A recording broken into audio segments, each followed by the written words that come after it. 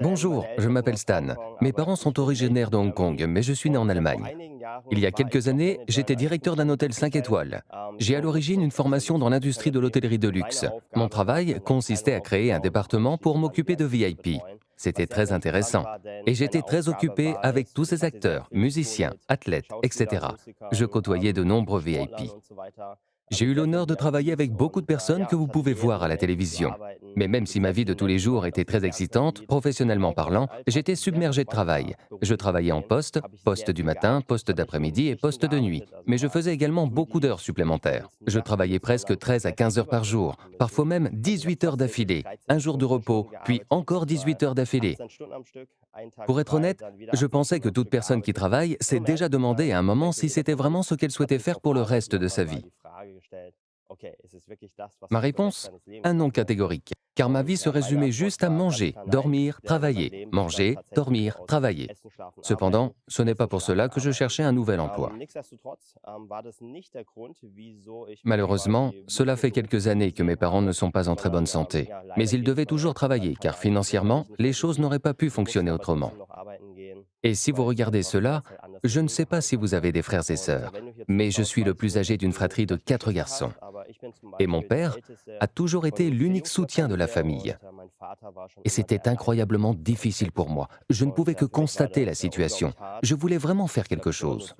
J'ai donc à ce moment pris la décision consciente d'abandonner mes études et de simplement me former, car j'avais dit que je souhaitais gagner mon propre salaire le plus vite possible. Et depuis que j'ai commencé à recevoir de l'argent, je donne au moins un tiers de mon salaire à mes parents chaque mois pour mieux les soutenir. Bien sûr, lorsque j'étais apprenti, cela ne représentait pas une grosse somme d'argent. Même quelques années auparavant, j'avais un bon salaire de cadre, mais ce n'était jamais assez pour dire à mes parents: «Papa, maman, vous pouvez prendre votre retraite maintenant.» Alors je me suis dit: «Ok Stan, que peux-tu faire maintenant pour gagner de l'argent supplémentaire?» J'ai également pensé comme vous, que je pourrais prendre un second emploi.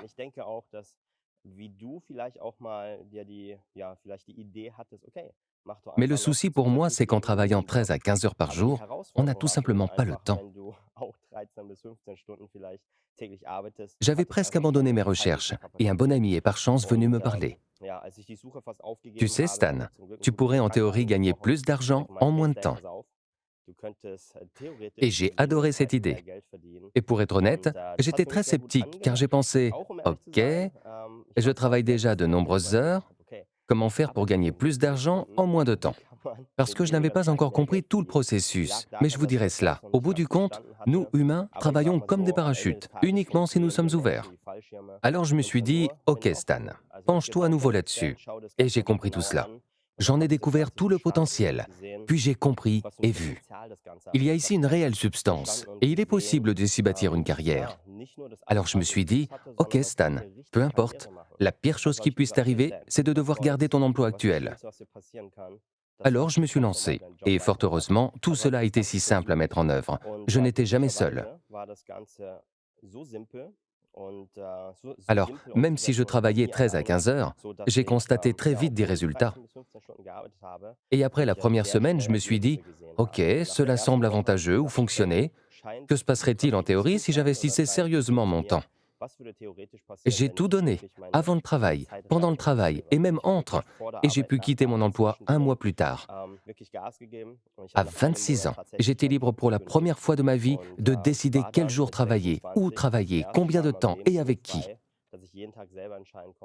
Et bien sûr, je me posais une autre question. Stan, tu as 26 ans et tu n'as jamais été libre auparavant. Que vas-tu faire maintenant? Je ne sais pas pour vous, mais moi j'adore voyager. J'aime découvrir le monde, chose que je n'aurais jamais pu faire auparavant.